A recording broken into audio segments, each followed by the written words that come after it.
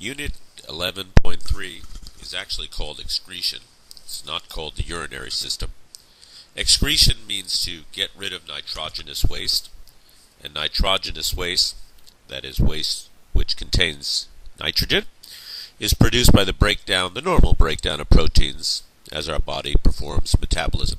There are lots of ways that animals have come up with to eliminate nitrogenous waste. We'll discuss them later on in 11.3. The method that mammals have come up with is called the kidney, and so I'd like to go through the basic urinary anatomy of mammals. So here's our kidney over here. So let's briefly go through it. It's not very complicated. The thing to understand is that the urine is actually produced by the filtration and processing of blood, and that our entire blood system is continually run through the kidney, filtered to produce urine. But the majority of the water from blood is obviously reabsorbed. A lot of people, little kids would think pretty much that when you drink something, it goes directly down to the ureter and out it goes. It does not. Essentially, it's being filtered through the kidney first, and then it gets processed through the ureter and the bladder and so forth. So let's take a look at what's going on here. So blood is being filtered through the kidney. That's our organ to produce urine. It then goes down a long tube called the ureter, out to the bladder, and out through the urethra. That's pretty simple. We have two kidneys, obviously. They're in the back of our bodies, on the dorsal area, because we're bilateral.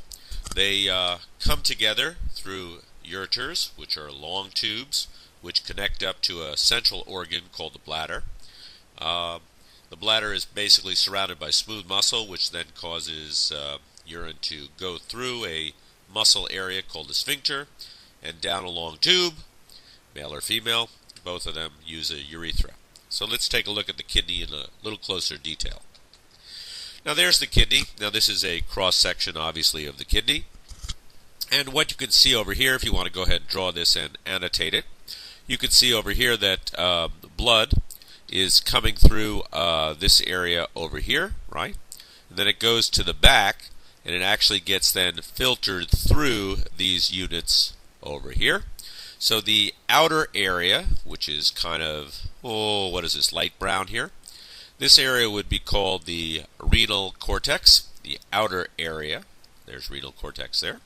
And the inner area, that is the majority of the kidney, is called the renal medulla. That's medulla.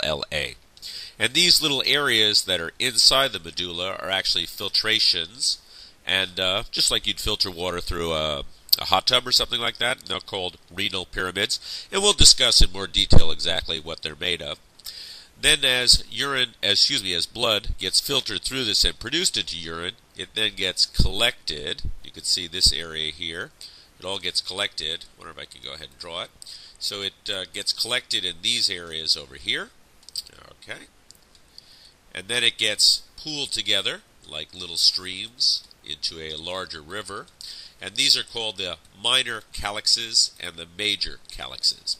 And as a lot of urine that gets pooled together, it goes down a long tube out of the kidney, and this tube is called the ureter. So just to go through it one more time, when blood comes into here, it actually doesn't go through the system. It goes through an artery, and it comes to the outer area, right? And then it gets filtered through the system like that. And of course, who is this area over here? This is called the renal artery. Okay?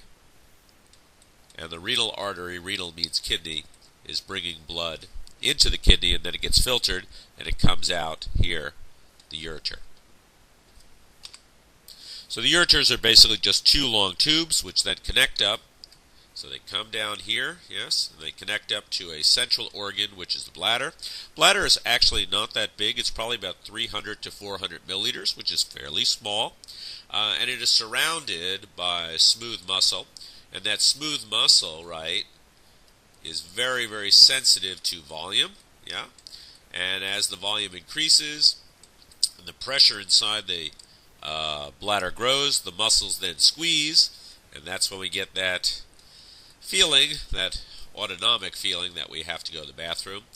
A lot of people think, oh, women have smaller bladders, that's why they always need to go to the bathroom. That's not true at all.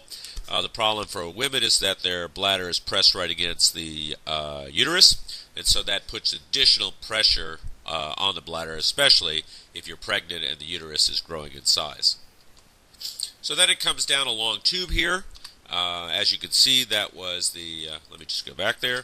You can see that that long tube coming out of there is a urethra. And the urethra then, if we go down here, goes out, and that's the end of the system.